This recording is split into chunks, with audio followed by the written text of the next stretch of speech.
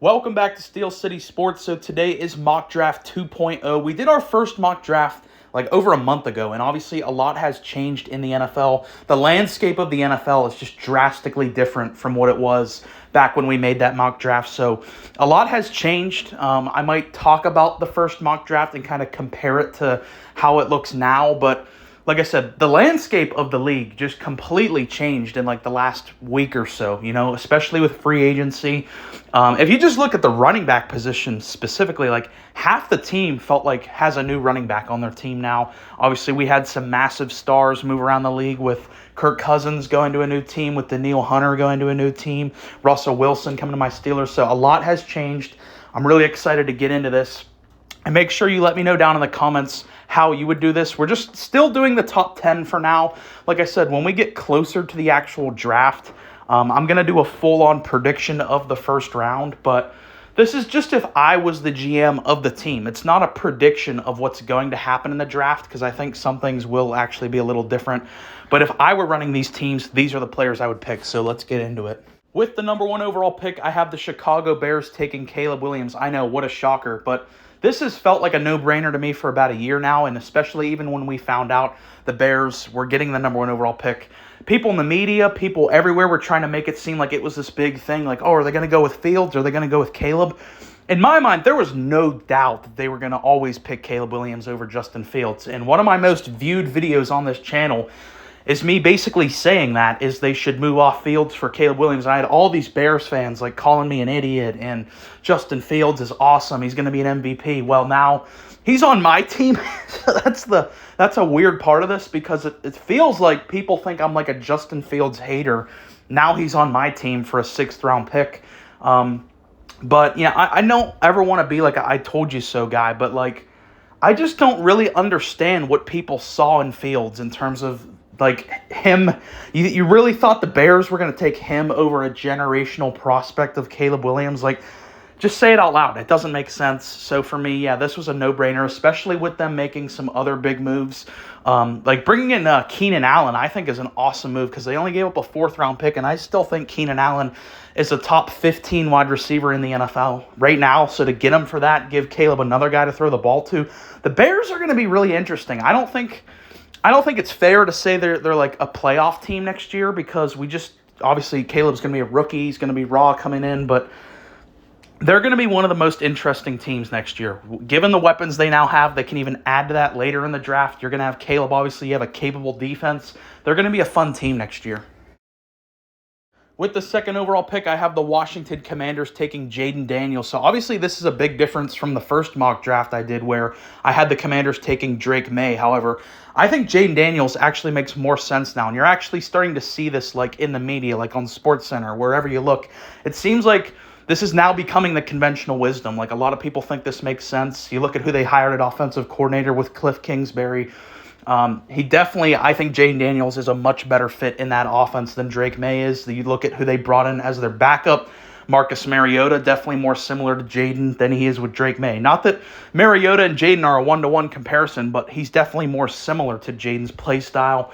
And I personally, it might be a controversial take, but I just think Jayden Daniels has higher upside than Drake May. When you just look at his pure playmaking ability, his athleticism, his ability to get out of the pocket, and he also has a cannon of an arm. And they already got some decent weapons there in Washington for him to play with. Obviously, Terry McLaurin. They have a good, not great line. They definitely need to start building that up a little bit. They got a good run game. And similar to what I said about the Bears, the Commanders could be an interesting team next year depending on how good their quarterback is. We know they're taking one. It's either going to be Daniels or May. I think that's going to be an interesting one. It seemed like for a while Drake May was the consensus number 2, but now as time has gone on, especially over the past couple weeks, it feels like Daniels just makes more sense given on what who they hired at OC, who they brought in as their backup. I just think he fits the team better. With the 3rd overall pick, I have the New England Patriots taking Drake May. So the Patriots have made it abundantly clear they're taking a quarterback here. I know some people were trying to stir up rumors of maybe Marvin Harrison Jr. could go 3rd overall to the Patriots, but in my mind, they were always taking a quarterback, and they all but confirmed that when they got Mac Jones out of the building for a 6th round pick. I will say, though, about Drake May, I'll be upfront with you guys. Like, he's probably the one that I know the least about, which is weird because, my college team that I watch is Pitt, who's in the ACC, but being someone who's watched the ACC, I can tell you it's probably the weakest Power 5 conference in college football right now. So, not that that matters much, the strength of teams you play against in college, I don't think really has any bearing on how you're going to turn out in the NFL. But I will say that is a little concerning playing in the weakest Power 5 conference in college. But it just makes a ton of sense. He's got all kinds of potential. He's projected to be like in that Josh Allen mold. He's got a cannon of an arm. And if you're the Patriots, you just have to reset your franchise. So going out there and getting a new franchise quarterback to build around, this one's a no-brainer for them. At number 4, I have the Arizona Cardinals taking Marvin Harrison Jr. And outside of Caleb Williams going number 1 overall, this is the one that I'm most certain about. This one has been rumored for months now, and it just makes the most sense. The Arizona Cardinals are desperately needing a playmaker on the field for Kyler to throw to. And we saw when Kyler Murray had an elite receiver in DeAndre Hopkins, they were one of the most prolific dynamic duos in the NFL. So you're giving him a stud here with Marvin Harrison Jr., who I think is going to immediately walk into the NFL and be a Pro Bowl level receiver. That's a must need. Obviously, the Cardinals need a lot of work on both sides of the ball, but you can just not pass up the playmaking ability to pair with Kyler Murray. He needs a weapon. And even this past year, basically with no weapons, looked pretty good. Kyler Murray did. So if you give him a superstar playmaker like Marvin Harrison Jr. is projected to be, I think they're going to be one of the most fun duos in the league in the coming years. With the 5th overall pick, I have the Los Angeles Chargers taking Malik Nabers. This just makes too much sense, simply for the fact that the LA Chargers just got rid of their 2 top weapons in Keenan Allen and Mike Williams. So now your number 1 receiver on the roster is Quentin Johnston. So I think they've made it all but obvious they're taking a receiver with this pick. In my original mock draft, I had Brock Bowers, the tight end, going here, but with them making those big cuts at the receiver position, this one feels like a no-brainer. I'm just as confident about this pick as I am with Marvin Harrison, as I am with Caleb Williams. And I've even heard some people, I don't really buy into it, but I have heard rumblings that this guy could even be better than Marvin Harrison Jr. So when you get that, especially just for the fact that they're so depleted at the receiver position now, like Quentin Johnston, I was pretty high on him, but definitely had a very disappointing rookie season. You can't roll into next season with that guy as your number 1 option, and as of right now, he would be. So I think it's a no-brainer to go with Malik Nabers here, pair him with Justin Herbert. That is going to be a dominant offense right there. They're going to put up a lot of points together. With the 6th overall pick, I have the New York Giants taking Rome Odunze. So in my original mock draft, I actually had them taking Joe Alt, but the more I looked into their line, they're actually pretty solid at tackle with Neal and with Thomas at both ends. So I think it makes more sense to go with a playmaker here. So yeah, that is now 3 receivers in a row within the top 10. That just shows you how valuable the receiver position is in today's NFL. Him going there, it makes a lot of sense. They desperately need a playmaker, especially now with Saquon Barkley gone. You need an electric playmaker on the offense. Rome Odunze can definitely provide that. I think he can definitely be a number 1 receiver in the NFL. However, I don't think it's really going to matter much because Daniel Jones is going to be the one throwing him the football, and ultimately that is an unmitigated disaster. They're kind of just stuck with Daniel Jones, at least for the next year, because that contract, you can't cut him. It's not like a Russell Wilson situation. They're not going to cut him like that. So they're basically forced to play him next year. So in that scenario, you definitely have to give him someone to throw the ball to. If it was like an ideal scenario, definitely I'd have them trade up to get a quarterback. But obviously New England and Washington would not do that. So they definitely need a new quarterback, but just given the makeup of the roster, given the structure of Daniel Jones' contract, that's not possible to do right now. So I think your next best option is to just add a playmaker onto this offense, because your defense is actually really solid, especially after getting Brian Burns for just a 2nd-round pick from Carolina. The defense is actually going to be pretty good next year. It's just the offense, I think, has the potential to be bottom 5. So you need to combat that, like I said, with getting a playmaker here in Rome Odunze. With the 7th overall pick, I have the Tennessee Titans taking Joe Alt. So I actually originally had the Giants taking Joe Alt and the Titans taking Rome Odunze, but now it has flipped. This just makes so much sense to me because they've already went out and addressed their receiver. I won't call it an issue, but their lack of depth at the receiver position, they've already addressed that with free agency and bringing in Calvin Ridley. So receiver just doesn't make sense, especially when you just invested so much money into Ridley. You already have DeAndre Hopkins.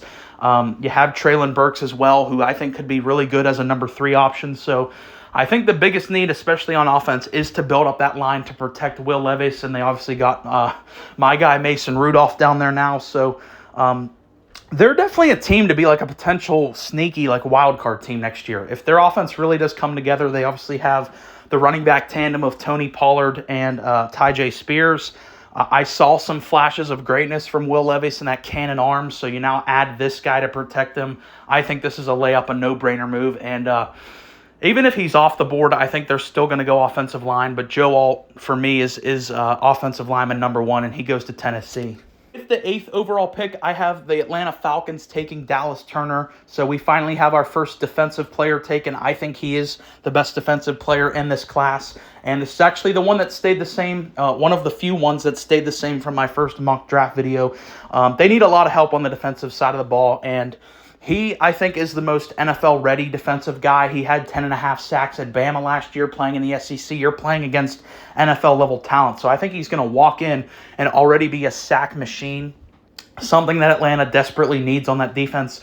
And if you go back and listen to that mock draft, really the only thing I said that they would take outside of Dallas Turner is maybe they would like gamble and risk it and actually take a quarterback here. Maybe even like trade down and take a quarterback there. Well, they don't need to worry about that now. They just signed Kirk Cousins. Like, their offense is set right now. You got playmakers all over that offense. You got Kirk Cousins. Even if he's like 80% of what he was last year due to injury, that's still a really good NFL quarterback, especially in that division. So your offense is basically set. You know, I think they had the 4th rated offensive line from Pro Football Focus, so you don't need an O-lineman. You clearly don't need weapons because the past 3 seasons now, they have invested a top 10 pick in offensive weapons. You got your quarterback for the next couple of years. The offense is set. You need to look at building up that defense, and I think Dallas Turner can immediately walk in there and be a captain of that defense and be a sack machine. With the 9th overall pick, I have the Denver Broncos trading up and taking J.J. McCarthy. So in my first mock draft, I didn't do any trades. I think this one makes a lot of sense because the Broncos really want J.J. McCarthy and the Vikings really want J.J. McCarthy. As the draft currently stands, the Vikings are at pick 11. The Broncos are at pick 12. So if they really want J.J. McCarthy, they can't just stand pat because I think if he falls to 11 for the Vikings, they are going to take him. So they're going to have to trade up. For the Bears, I think it makes a lot of sense to trade down because I originally wanted to get them one of those top 3 receivers to go with those pieces on the offense, you know, to go with DJ Moore. But now that they got Keenan Allen, they don't really need a receiver, especially with those top 3 guys gone. I could see them trading back to 12 and potentially taking like an O-lineman or even maybe Brock Bowers with that pick. And for the Broncos, like, who's your quarterback right now? Jameis Winston I like, but I think it's pretty well documented that Jameis Winston's not a consistent starting level quarterback in the NFL. And Sean Payton, the Broncos, they obviously are looking to reset their franchise after the disaster that was the Russell Wilson tenure. Whether you want to blame that on Sean Payton being a dick, whether you want to blame that on Russell Wilson's washed, you can say whatever you want, but it was a mess. So now they're going out there, and J.J. McCarthy has exploded up draft boards, you know, especially like in the past month. I feel like he's really, his draft stock has been continually growing. So like I said, I think he's either going to be a Viking or a Bronco. It just depends on how aggressive they want to get. If either of them want to trade up in this scenario, I do have Denver trading up there in a desperate need of a quarterback. So are the Vikings, but Sean Payton, I think, is going to really pound the table for this guy. Apparently really, really likes him. With the 10th overall pick, I have the New York Jets taking Olu Fashanu. So I think it really comes down to 2 positions for the New York Jets. You can go offensive line or you can go wide receiver. I know that they just signed Tyron Smith, but you definitely want to address the other side as well. I think Olu Fashanu makes a ton of sense. If you want to reach at the receiver position, I've seen Brian Thomas Jr. exploding up draft boards just because that receiver position is so valuable, and he is wide receiver number 4. They could maybe use a little more help. Like, Garrett Wilson's obviously a stud, but outside of him, their receiver depth is very, very thin. So I think receiver makes a lot of sense, but I would be more focused on protecting Aaron Rodgers, especially coming off that injury, especially given his age. And I know Olu Fashanu had a little bit of a disappointing 2023. Like, he was monstrous in 2022, a little disappointing in 23. But for me, I think the upside is just too valuable to pass on. I know that there's a couple other O-linemen that people are now starting to put in front of Olu Fashanu. But for me, I just think the upside is there, and I think the Jets, this would be their dream scenario to land this guy. So that has been my mock draft 2.0. Like I said, as we get closer to the draft, I'm going to be doing actual prediction videos and breakdowns for that, so definitely stay tuned to that. We're about a month away from the NFL draft. Definitely let me know your how you would do these picks down in the comments. If you made it this far, I really appreciate you listening. Please like and subscribe.